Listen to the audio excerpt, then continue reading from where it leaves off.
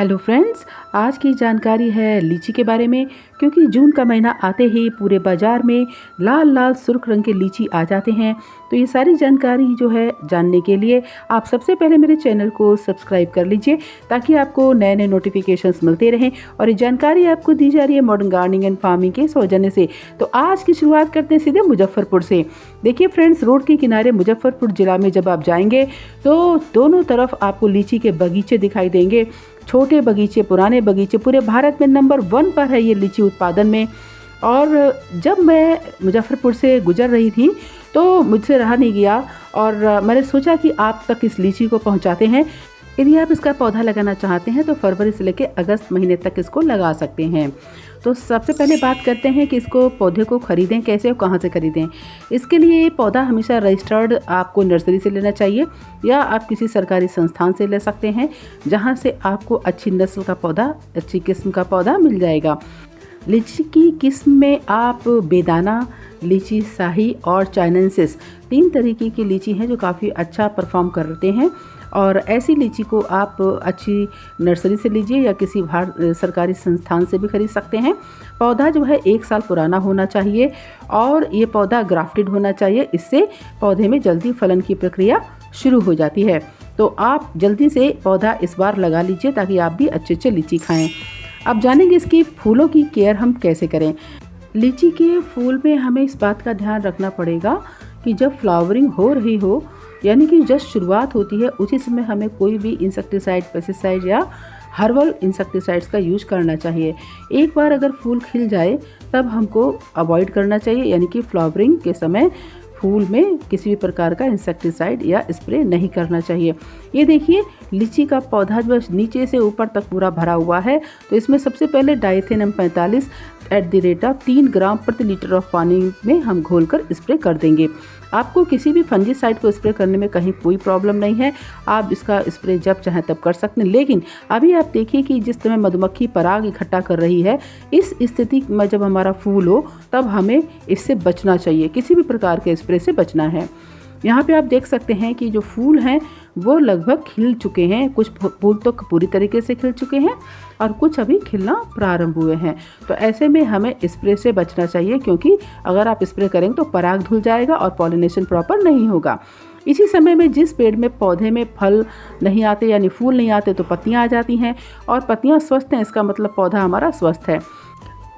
फरवरी and और मार्च के प्रथम सप्ताह में आपको इमिडाक्लोप्रिड 1 ml 3 लीटर पानी में घोलकर इसमें छिड़क देना है, ताकि आपका जो फल अच्छी तरीके से सेट हो जाए।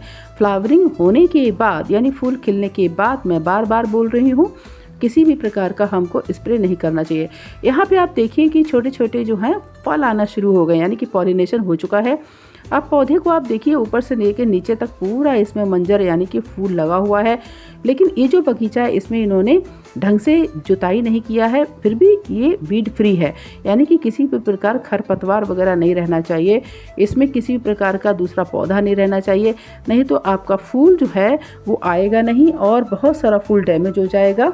अच्छे उत्पादन के लिए बगीचा एकदम साफ सुथरा होना चाहिए। देखिए, क्योंकि इसमें काफ़ी पराग है, इसी वजह से इस बगीचे में मधुमक्खियाँ काफ़ी हैं जो कि पराग को इकट्ठा कर रही हैं। अब बात करते हैं कि हम बगीचे की देखभाल कैसे करें। देखिए, जब पुराना बगीचा होता है उसमें हमें समय समय पर कटाई छटाई करते रहना चाहिए, यानी कि ट्रिमिंग प्रूनिंग करते रहना चाहिए। इसको रिजुविनेशन की प्रक्रिया भी बोलते हैं, जिसमें भी हम 6 से 7 फीट की हाइट से पूरे पौधे को छटनी कर देते हैं। इससे 5 साल में पौधा बिल्कुल नए तरीके से तैयार हो जाता है और फिर आगे 15-20 साल के लिए उसमें फलन होना शुरू हो जाएगा। तो ये हम पुराने पेड़ में कर सकते हैं और करना ही चाहिए। हमारे पुराने बगीचे इस तरीके से सुरक्षित रहेंगे। नए बगीचों का हमें खास ख्याल रखना होता है, क्योंकि ये बढ़ रहे होते हैं, इसलिए इसमें पोषक तत्वों की, पानी की, सभी चीज़ों की ज़रूरत पुराने पौधों से कहीं ज़्यादा होती है। इसलिए सबसे पहले हमें दिसंबर में इसकी अच्छी तरीके से जुताई कर देनी चाहिए।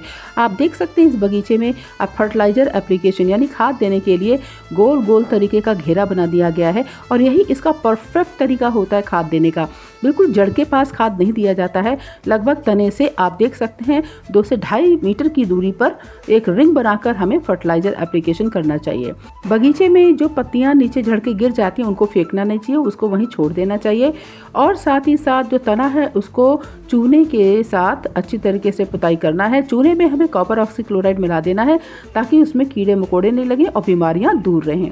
अब जानेंगे इसमें फल की केयर हम कैसे करें। फ्रेंड्स देखिए, जब मसूर के दाने की बराबर फल तैयार हो जाता है तो प्लानोफिक्स नामक एक दवा होता है, हार्मोन होता है, जिसको कि हम 1 ml 4 लीटर पानी में घोलकर छिड़क देंगे तो जो फल होता है वो गिरता नहीं है, यानी कि लीची का फल जो है टूटकर नीचे नहीं गिरेगा और सुरक्षित रहेगा और ज़्यादा से ज़्यादा फल उसमें टिके रहेंगे। इससे हमारा उत्पादन बढ़ जाएगा और छोटे से पौधे में भर भर कर लीची आएंगे। अप्रैल के अंतिम सप्ताह और मई के प्रथम सप्ताह में जो लीची है वो पौधे में कुछ इस प्रकार से तैयार हो जाता है, जैसे कि आपने देखा होगा कि जो चॉकलेट का छोटा सा गोला आता है या गोली आती है उसके बराबर ये इसका फल का साइज तैयार हो जाता है। और इस समय फल में सबसे बड़ी समस्या होती है फ्रूट फ्लाई की, यानी कि फल मक्खी की, जो कि इसमें अपने अंडे दे देती है। तो उसकी रोकथाम करना हमें बेहद ज़रूरी होता है। इसके साथ साथ पौधे में पानी की भी आवश्यकता को सही से देना चाहिए, क्योंकि पानी नहीं देने पर फल कई बार फट जाते हैं और उसकी क्वालिटी ख़राब हो जाती है। पूरा ही बगीचे में देखिए कितने खूबसूरत लीची आ चुके हैं और लीची गुच्छे गुच्छे लगता है, यानी कि आप इसके फलों की बैगिंग करके भी फ्रूट फ्लाई से अपने फल को बचा सकते हैं। तो जानेंगे बायोलॉजिकल कंट्रोल यानी जैविक नियंत्रण इसका कैसे करें। इसके लिए येलो फ्रूट फ्लाई ट्रैप आते हैं, इसमें फेरोमोन ट्रैप होता है। इसमें क्या होता है कि जो मेल होता है, यानी कि मेल नर का एक हार्मोन होता है, उसको इसमें लगा दिया जाता है। तो मादा जो है उस हार्मोन के प्रति आकर्षित होकर इसमें आकर फंस जाती है। इससे प्रजनन प्रक्रिया जो होती है वो बाधित हो जाती है और फ्रूट फ्लाई जो होती है उसकी जनसंख्या कम हो जाती है। तो ये भी एक तरीका है इसके रोकथाम के लिए। यदि आप इसको केमिकली कंट्रोल करना चाहते हैं तो निवोलेरॉन 2 ml प्रति लीटर पानी में मिलाकर उसकी दर से स्प्रे कर देंगे तो भी फ्रूट फ्लाई का जो होता है रोकथाम हो जाता है। तो आप जैविक और केमिकल दोनों तरीके से इसका रोकथाम कर सकते हैं। अब हमें इस कौन सी चीज़ का ध्यान रखना है, वो है पानी। देखिए, कम से कम 15 दिन के अंतराल पर पानी इसमें देते रहना चाहिए, क्योंकि अप्रैल और मई में काफ़ी गर्मी होती है और पछुआ हवा चलने के कारण ज़मीन भी सूख जाती है, तो पानी की कमी पौधे में बहुत ज़्यादा हो जाती है। ऐसे में हमें जो है नीचे पानी देते रहना चाहिए ताकि पत्तियां भी हरी भरी रहेंगी, तो इससे फोटोसिंथेसिस ज़्यादा करेंगी और भर भर के उसमें फल आएंगे। तो लीची की में हमें बस कुछ चीज़ों का ध्यान रखना है, फूल के समय में कीट प्रबंधन, फल के समय कीट प्रबंधन और साथ ही साथ पानी का प्रबंधन और पौधे की देखभाल। 10 जून के आसपास इसमें फल पूरी तरीके से पककर तैयार हो जाते हैं और बाज़ार में जाने के लिए ये उपलब्ध हो जाते हैं। और कम से कम 1 रुपया दाना आपका ये बिकता है, यानी कि 100 रुपये का एक गुच्छा जिसमें कि 100 लीची लगे रहते हैं।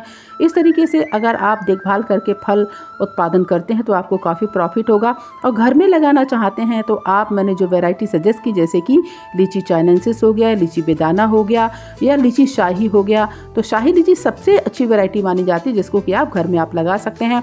घर में कम से कम 1 पेड़ तो लीची का ज़रूर होना चाहिए, ताकि साल में एक बार आप इसका स्वाद अपने घर में चख सकें और अपने चाहने वालों को भी दे सकें। तो लीची काफ़ी न्यूट्रिशियस होता है, इसका आप स्क्वैश बनाकर रख भी सकते हैं। अधिक मात्रा में अगर आपके पास हो गया है तो इसके कई सारे प्रोडक्ट्स बनाकर आप रख सकते हैं। तो फ्रेंड्स, जल्दी से इस बार लीची के पेड़ को आप लगा लीजिए, अभी लगाने का बिल्कुल सही समय है। इस बार आप लगाएंगे, नेक्स्ट ईयर आप अच्छे से लीची खा सकते हैं। थैंक यू सो मच बने रहने के लिए मेरे साथ।